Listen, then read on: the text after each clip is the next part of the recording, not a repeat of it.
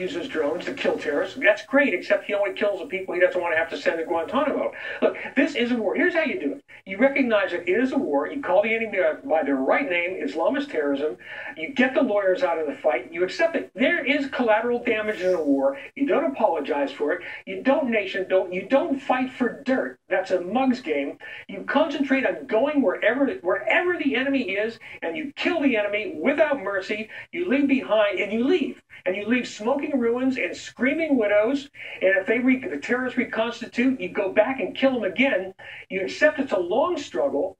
And as I said last night on Bill O'Reilly's show, the golden rule for our politicians must be that you never send American troops into a war you don't mean to win. And by the way, we talk about and revere correctly the great generation, the greatest generation of World War II. How did they win? We firebombed German cities, burned their soldiers' families alive. We dropped 2 atom bombs at Hiroshima and Nagasaki. We won the war, and guess what? Germany and Japan are now among our closest allies. If you're going to go to war, you fight to win. Otherwise, stay home and raise the white flag.